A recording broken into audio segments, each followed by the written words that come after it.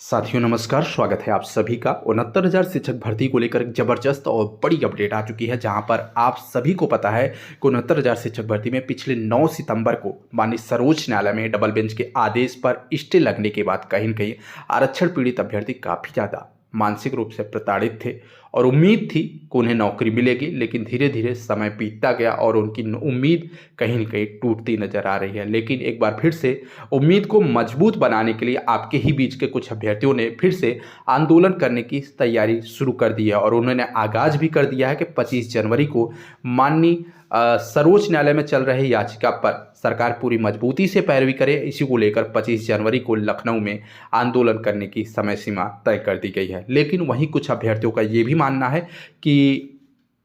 इस समय वर्तमान में मिल्कीपुर यानी कि अयोध्या की सीट पर चुनाव होने वाला है और इस समय आंदोलन करना कहीं न कहीं सरकार के खिलाफ हो सकता है और हम जितने भी आरक्षण पीड़ित अभ्यर्थी हैं वो कहीं न कहीं विपक्ष के शतरंज के मोहरे साबित हो सकते हैं और जिससे कहीं न कहीं सरकार चिढ़ सकती है और आपका मामला और लंबे समय तक के लिए टल भी सकता है। तो ये समय आंदोलन से लाभ हो सकता है या नुकसान हो सकता है, इसी को लेकर बहुत ज़्यादा संशय की स्थिति बनी हुई है और कुछ अभ्यर्थियों के द्वारा इस आंदोलन का समर्थन किया जा रहा है तो कुछ लीडर के द्वारा इस आंदोलन का विरोध भी किया जा रहा है। लेकिन आप सभी को बता दें कि पिछले 9 सितंबर को माननीय सुप्रीम कोर्ट में स्टे लगने के बाद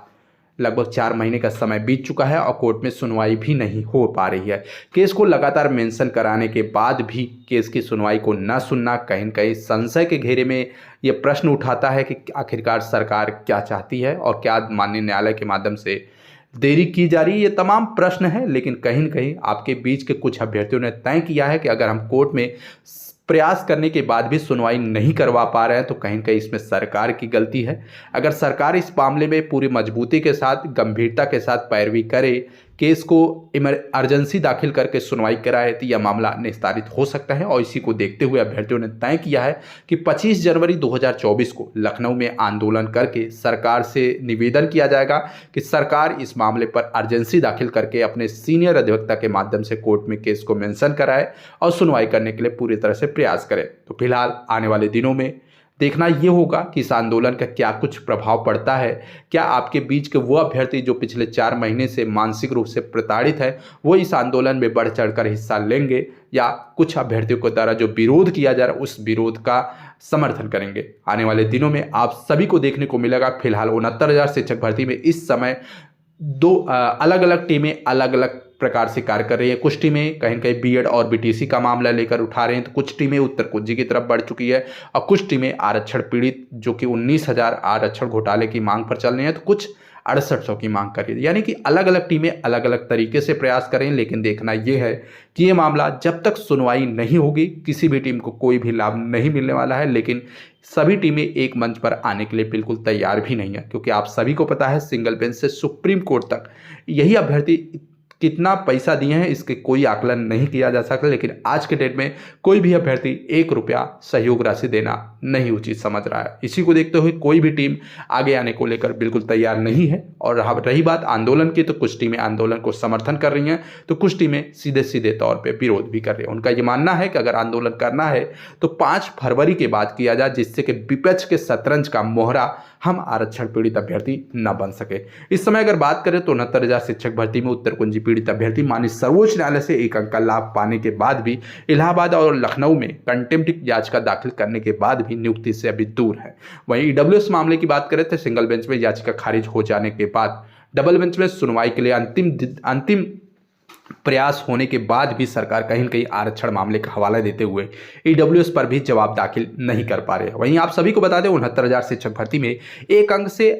लाभ पाने से वंचित कुछ ऐसे रिव्यू पिटीशन के अभ्यर्थी हैं जिनकी संख्या लगभग 500 से अधिक है। वो भी अभ्यर्थी कहीं कहीं इलाहाबाद के डबल बेंच में अपनी याचिका दाखिल किए हुए हैं और वहां पर सरकार को अपना पक्ष रखना है, लेकिन सरकार कहीं कहीं आरक्षण पीड़ित वाले मामले को दिखाकर वहां भी कोई जवाब दाखिल नहीं कर रहे हैं। कुल मिला के अगर बात करें इस समय तो 69,000 शिक्षक भर्ती के जितने भी मुद्दे हैं, सभी मुद्दे कहीं न कहीं आरक्षण घोटाले के उस याचिका पर, जो कि माननीय सर्वोच्च न्यायालय में दाखिल है रवि सक्सेना की अपील पर, कहीं न कहीं इर्द गिर्द घूम रहा है और उसी को देखकर सरकार मामले को लटकाने का कार्य कर रही है। फिलहाल देखना यह है कि 69,000 शिक्षक भर्ती के उन आरक्षण पीड़ित अभ्यर्थियों को नियुक्ति कब तक मिलेगी जो 2020 से लड़ाई लड़ रहे हैं। इस समय सोशल मीडिया पर और तमाम व्हाट्सएप ग्रुपों के माध्यम से ये चीजें शेयर की जा रही है कि 69,000 शिक्षक भर्ती में याची लाभ मिल सकता है, लेकिन आप सभी को बता दें कि याची लाभ मिलना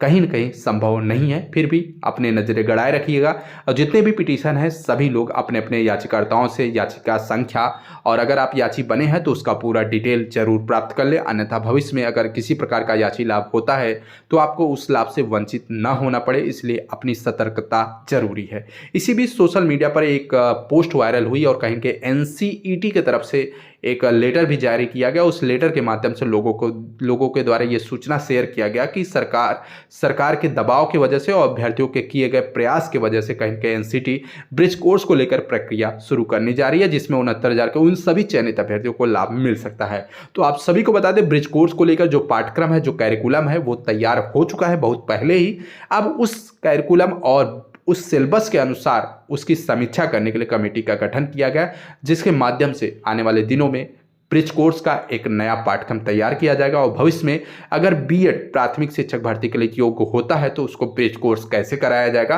तमाम चीजें बनाई जा रही हैं। फिलहाल आप सभी को बता दें 2030 से नई शिक्षा नीति के तहत BEd 4 वर्षीय लागू होने जा रहा है उत्तर प्रदेश में और उसी को लेकर NCT पूरे पाठ्यक्रम पर पूरा प्रयास कर रही है और आने वाले दिनों में जितने भी 69,000 शिक्षक भर्ती के BEd अभ्यर्थी चयनित है और भविष्य में चयनित होंगे, उन सभी के लिए यह बहुत बड़ा संजीवनी का कार्य करेगा। तो फिलहाल इस वीडियो के माध्यम से हम आपको पूरी सूचना पर रुक करें तो आप सभी को दिखा दें, समाचार पत्रों के माध्यम से अपडेट है कि 25 जनवरी से फिर से अभ्यर्थी आंदोलन करने की तैयारी शुरू कर दी है। आप देख सकते हैं लखनऊ से अपडेट है, 69,000 शिक्षक भर्ती में एक बार फिर से आरक्षित वर्ग के अभ्यर्थी ने आंदोलन का आह्वान कर दिया है। गणतंत्र दिवस के एक दिन पहले यानी कि 25 जनवरी से आंदोलन शुरू हो सकता है। प्रदेश के लगभग सभी जिलों से हजारों महिला और पुरुष अभ्यर्थी इस आंदोलन का हिस्सा बन सकते हैं और यह जानकारी अभ्यर्थियों की तरफ से जो आंदोलन का नेतृत्व करता है अमरेंद्र पटेल ने दिया है। अमरेंद्र पटेल का कहना है कि 69,000 शिक्षक भर्ती में आरक्षण पीड़ित अभ्यर्थी लखनऊ हाईकोर्ट के डबल बेंच से